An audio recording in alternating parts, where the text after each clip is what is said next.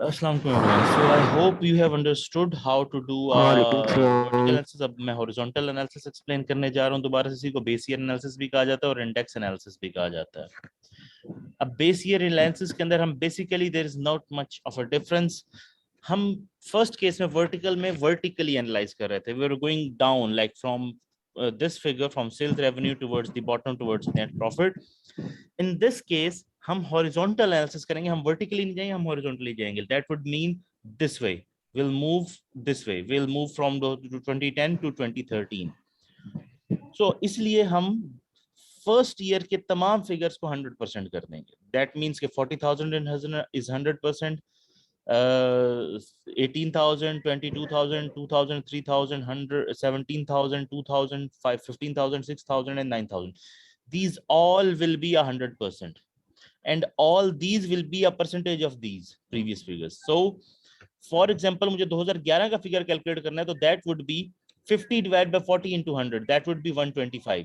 तो मैं यहाँ 125 लिखूंगा. यहाँ तो 100 हो गया ना, ये सारा कॉलम 100 हो जाएगा, ये पूरा कॉलम 100 हो जाएगा स्ट्रेट अवे. इसको कैलकुलेट करने की भी कोई जरूरत नहीं है. ये 150 हो गया, 125 हो गया, दैट मीन्स कि 25% बढ़ा है. इस साल में ये 80 हो गया है, ठीक है. 80 डिवाइड बाय 40 इंटू 100, ये 200% हो गया, तो यहाँ 200%. इस साल में ये 1.5 लाख हो गया है. सो 150 divide by 40 into 100, that would be around 400%, 360, 350 something like that. तो ये यहाँ पर ये हो जाएगा, ठीक है. सो ये डिवाइड हमेशा इस बेस से होना है, बेस ईयर से. बेस ईयर 1 होगा, वो 100% हो जाएगा, और बाकी तमाम फिगर जो उसकी परसेंटेज के तौर पे निकाले जाएंगे. अब फॉर एग्जांपल सेल्स रेवेन्यू निकालना था, तो वो सेल्स रेवेन्यू उसकी बेस बनेगा 40,000 वाला. अगर सीजीएस निकालना है तो फिर ये सीजीएस उसकी बेस बनेगा 18,000 वाला. सो अगर ये निकालना है मुझे, तो 20,000 divided by 18,000 into 100, 30,000 divide by 18,000 into 100, 50,000 divide by 18,000 into 100. Similarly gross profit चाहे इसमें से इसको माइनस करके निकाल ले, वो वहां भी आ सकता है ऐसे, लेकिन आप परसेंटेज भी निकाल सकते हैं. लेकिन अगेन ये 30,000 divide by 22,000 into 100, 50,000 divide by 22,000 into 100 और 1 लाख डिवाइड बाय 22,000 into 100. तो इस तरह से ये आउट ऑफ दिस परसेंटेज आ रहा होगा, ठीक है. आई होप सबको समझ आ रही है. नहीं आ रही तो please stop me and ask me.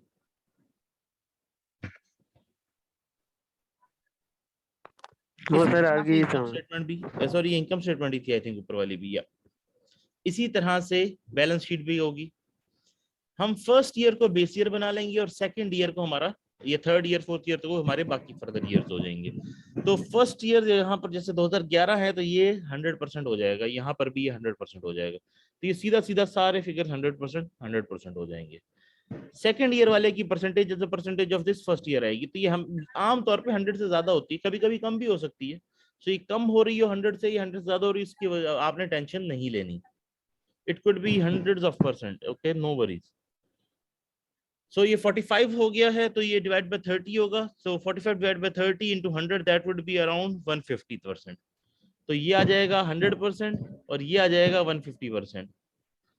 Similarly ये 5 था, तो ये 14 डिवाइड बाय 5 इंटू 100 हो जाएगा. ये तकरीबन 1 बल्कि 280% हो जाएगा. इसी तरह से ये तमाम फिगर्स इस तरह से कैलकुलेट होंगे. जैसे कि टोटल एसेट्स है, तो ये टोटल एसेट्स ये वाला 100% हो जाएगा. तो ये वाला कितना हो जाएगा, ये हो जाएगा 75 बाय 50 इंटू 100, ये हो जाएगा 150%, ठीक है. Same goes over this side, ये साइड भी इसी तरह से होगी, ये 100% हो जाएगा और ये इसकी परसेंटेज के तौर पे आ जाएंगे.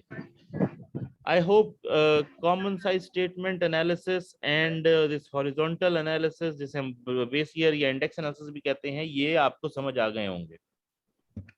प्लीज इसकी असाइनमेंट जरूर सॉल्व करें और फिर मुझे अपनी प्रॉब्लम शेयर करें, और मुझे शेयर कर दें आप असाइनमेंट्स अपनी करके. अगर कोई इशू आता है तो ये एटलीस्ट शेयर कर दें मुझे, ताकि पता चले कि आपने सही से सॉल्व भी किए कि नहीं, ठीक है. और आपकी ग्रेडिंग के लिए मैं इसका सही सोल्यूशन भी आपको शेयर कर दूंगा, सो दैट आप उसको चेक कर सकें. Listening to me sir? Exam के हवाले से भी आप शेयर कर दें, क्या क्या चीजें उसमें आएंगी, क्या क्या नहीं सर.